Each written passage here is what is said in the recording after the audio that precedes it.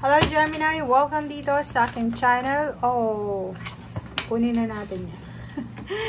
Gemini Money, Career, Financial Reading. So, ito ay pwedeng makaresonate sa'yo. So, paki-comment sa comment section if you're resonated or feeling mo nakaresonate sa'yo yung isang baraha, o dalawa, or tatlo. So, Money, Career, June 2024. Yung iba sa'yo dito, Gemini, may posibleng paparating kayo na travel. It's either local travel, international travel, or pwedeng yung iba, relocation travel lang sa magre-relocate ka, or pwedeng may lilipat ng trabaho, or pwedeng may seminar, merong gagawin sa ibang lugar. Okay? So, comment down below if you're resonated dito. Next card natin is, wow. So, kung ano man daw ito na mga utang mo. Mga utang, financial tayo. So, utang to sa pera. Utang na loob. Utang na pera. Parang gano'n. So, matagal na ba yan na utang? Kasi masyado na siyang mabigat sa balikat mo. Sinasabi ng baraha dito na posibleng mabayaran mo siya sa buwan ng June. Okay? Dito naman, ask for what you want. So, kung ano man daw ang gusto mo sa buhay, ngayong buwan ng June or everyday naman, hayaan mo na malaman ito ng universe. And if kailangan mo ng tulong financially, sa mga tao na pwedeng mahingan mo ng tulong, humingi ka ng tulong. Okay, alisin natin yung pride natin.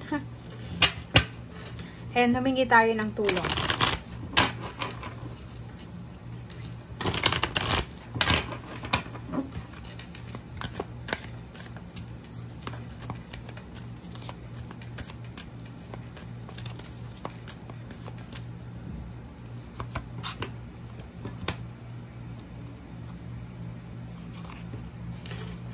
Okay. Second deck, 3 cards, 7, Triumph. Ang galing nito. If ever man na may iba sa inyo dyan na naghihintay ng kanilang tagumpay sa buhay, nandito yung 77-4. Sinasabi na papunta ka na doon eh. 'Di ba?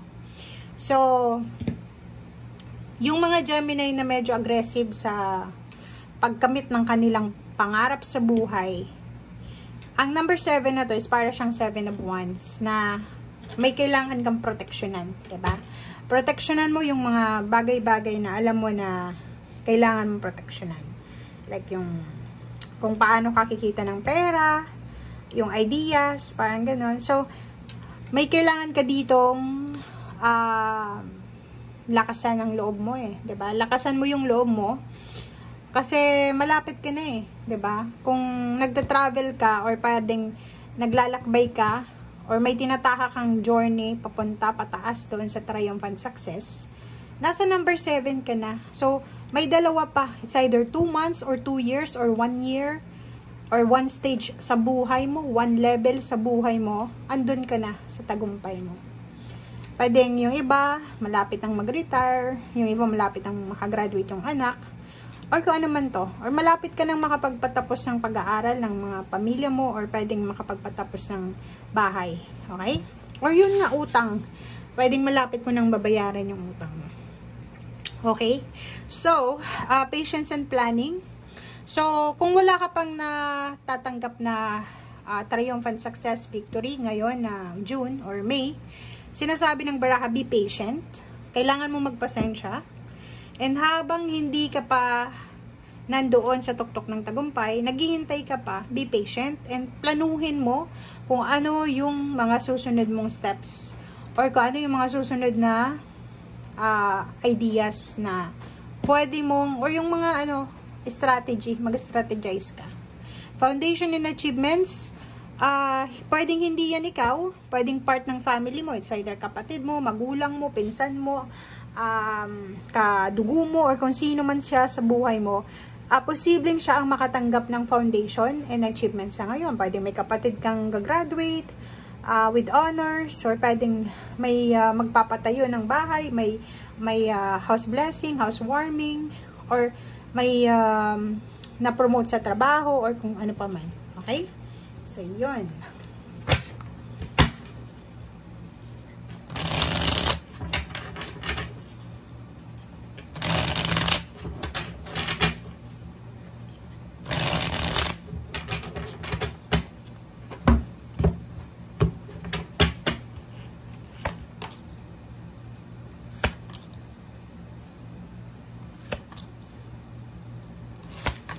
Okay.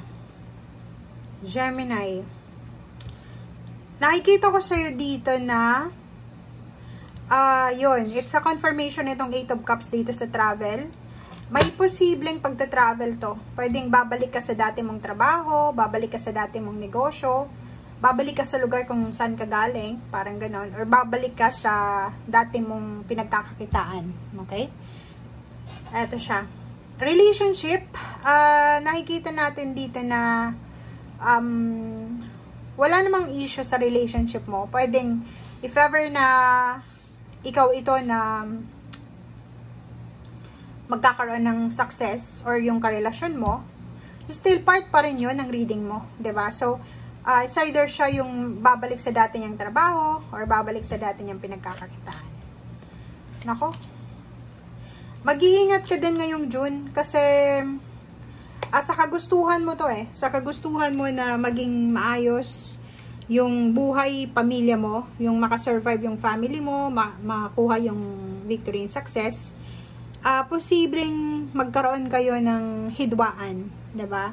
So it's a competition. So pag-isipang mabuti kung halimbawa this month ng June may magti-trigger ng emotion mo.